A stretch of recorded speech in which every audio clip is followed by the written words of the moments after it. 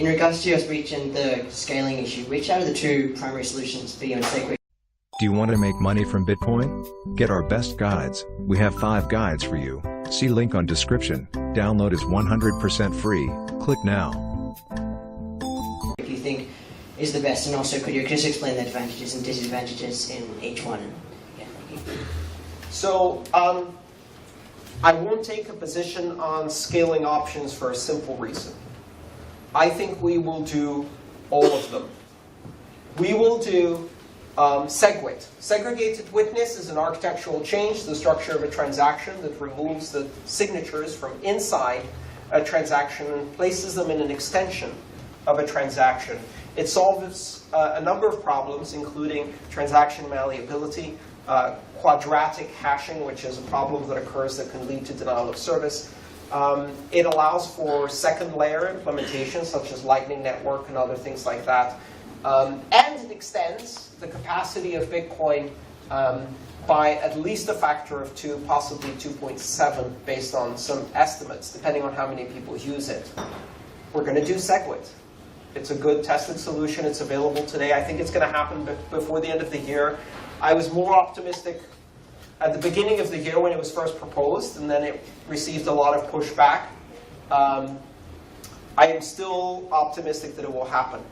And then we will also increase the base block size, and with SegWit, multiply that base block size increase by 2 at least, and get 4 to 8 megabytes of capacity in Bitcoin. And then we're going to implement Schnorr signatures and maybe a bunch of other technologies, SpoonNet, which is a refactoring of the block header to introduce some new capabilities and flexibilities into the system. Maybe flexible transactions. Maybe different types of digital signature algorithms. All of the above. Scaling is not something that is solved once. Scaling is a moving target. As you achieve each level of scale, that opens the door for new applications. Those applications immediately consume all of the available capacity that you just made available. And the problem starts again. We've seen this. The internet has been failing to scale for 25 years. Oh, Usenet is full of spam. What are we going to do now? Oh, let's scale up UUCP. Oh, email is impossible to route. It takes days to get it across the internet, and the fees are so ridiculous. Oh, we solved that. Oh, wait, now everybody's using email. What? Image attachments? How the hell are we going to route all of that? Oh, damn. They figured out image attachments. Porn is flowing all over the network. HD porn. VR. Audio? We can't do audio on the internet. Are you crazy? We don't have the capacity for that. And that got upgraded. And then it was video. And then it was high-def video. And then it was Netflix and YouTube and everybody watching video on the internet. And as soon as we solve these problems, we create the opportunity for new problems. Because if you gave me 10 times the capacity on the internet right now, all across the world, as an internet engineer, what would I do? Use it instantly, all of it. VR 360 4K streaming video to everyone of the muffin I'm eating in the cafe while mobile. Done. Gone. All of the capacity gone instantly, right? And you give me 10x again. And oh, great, fantastic. Holographic 3D VR. Simulations of entire worlds, virtual worlds being transmitted. Oh, by the way, download my AI. It's only 6 petabytes. Don't you have good 25G service on your mobile? Scaling is something that is a moving target, because scaling is an aspirational goal that engineers look at and say, what more could we do if we had scale?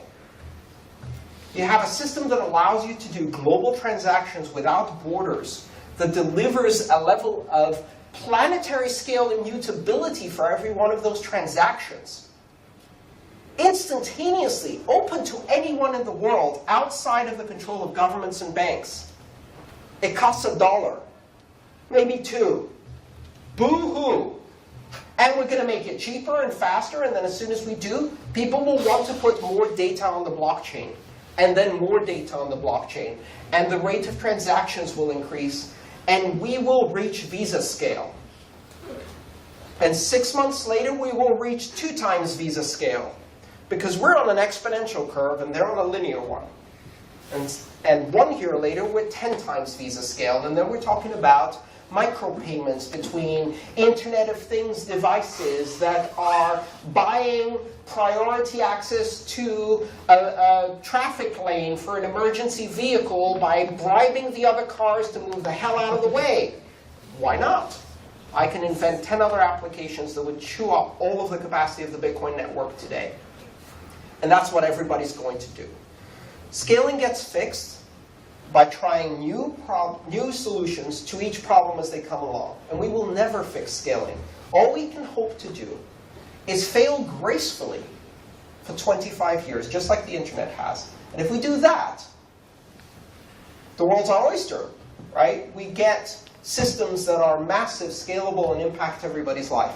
But we don't solve scaling. So we're going to do all of the above. And I'm a fan of anything that works, is technically sensible, is not disruptive, it's maintainable, and it doesn't violate some of the core principles of decentralization. It doesn't give power to anyone. We can change the rules as often as we like. We should not appoint rulers in order to do that.